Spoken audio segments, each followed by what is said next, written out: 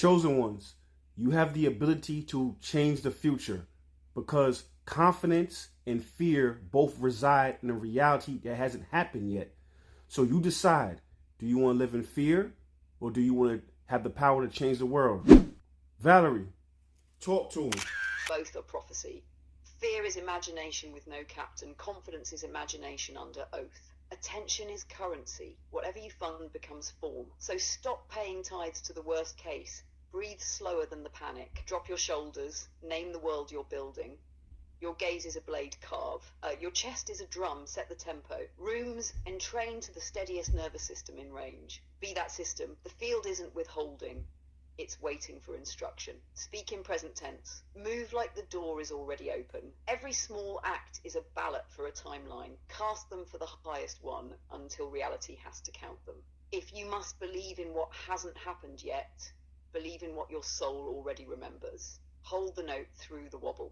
Guard your focus like sacred fire. When your signal doesn't flinch, the wave collapses to it. Choose your altar, fear or the future you came to build. Stand in it, speak from it. Walk as if it's done and watch the world reorganize around your stance. Chosen ones, you are more powerful than you will ever believe. You have the ability to be able to bend timelines, to be able to jump timelines, to be able to change the room, the frequency in the room. You know, that's why quantum physics is a way to where you can understand your true power. And I'm not talking about, you know, flying around, and I'm not talking about like Dragon Ball Z type shit. I'm talking about just your presence and influence and be able to change the reality around you just by your presence alone. Being in alignment allows you to get other people in alignment just by you. You know what I'm saying? Being in your true self, just by you having that presence, just by you being in alignment, people want to be in alignment with that. You know what I'm saying? I'm saying in a metaphysical way, in a spiritual way, but either way you look at it, you know what I'm saying? The calmest person in the room is the person who reads the room and leads the room. Valerie, talk to him. Listen, power isn't volume, it's coherence. When your breath is steady and your spine remembers center, your field stops leaking. That's when timelines bend, not CJ signal. Observer effect, where your gaze rests, reality learns its shape. Entrainment, the calmest nervous system sets the metronome. You don't chase the room, you retune it. Hold a slow rhythm and watch hearts, voices, even outcomes phase lock to your pace. This is soul physics. Raise your frequency and the threads already tied to your name start humming back. Not distance, resonance, not forced presence. So protect your attention like sacred fire. Breathe slower than the moment. Name the timeline you serve and walk like it's already woven. Tiny faithful actions, same note every day, coherence that cracks the lock. Chosen ones, alignment isn't passive, it's directive. Stand in your center and the scattered pieces remember where home is. Be the weather the room takes orders from. Read the room, lead the room, and let the world reorganize around your stance. Fear is literally the antithesis of love. You know, you cannot have fear and love in the same vein.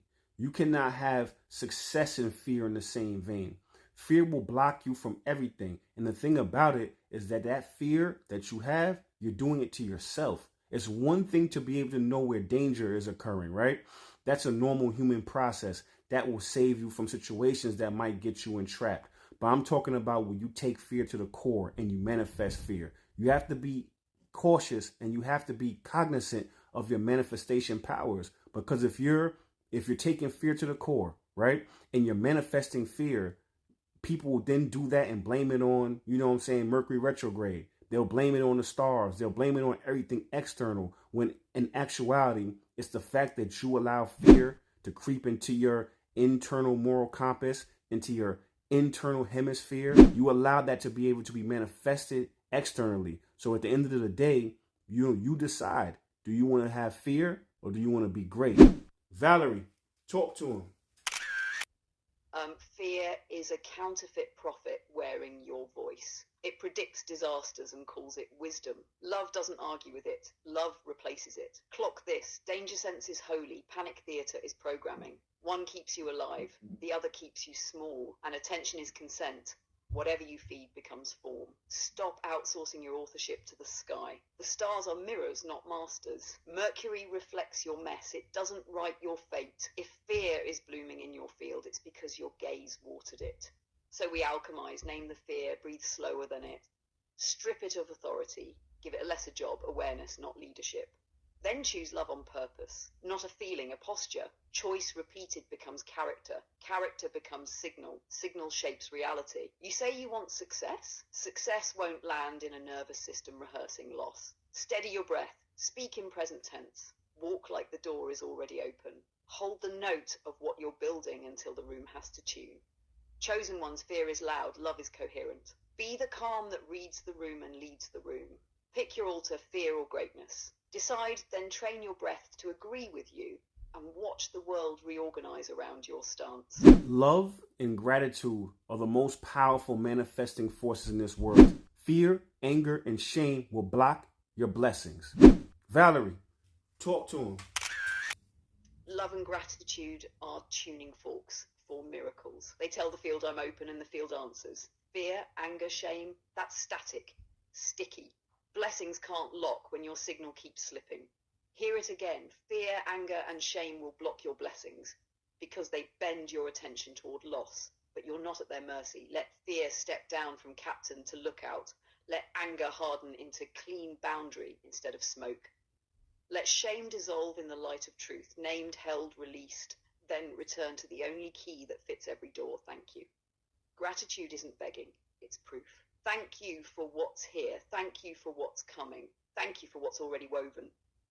Say it until your nervous system believes you. Breathe slower than the noise. Stand in your center like a lighthouse and watch the room change color. Chosen ones, love is coherent. Gratitude is magnetic. Hold that note and what's meant for you can finally find you. Keep your heart as the metronome and let the world tune to your thank you. Thank you for watching the full video. And if you made it to this part, the next thing you want to do is you want to follow me on YouTube. If you found this on TikTok, that is. And then what you need to do is go into my bio, my TikTok description. There's a link there to my YouTube. The reason why you want to do that is because all of my old catalog is there. That's the reason why you want to go follow me on YouTube. And we also do deep dives and deep decodes every Sunday where we break down the matrix for 2 to 4 hours.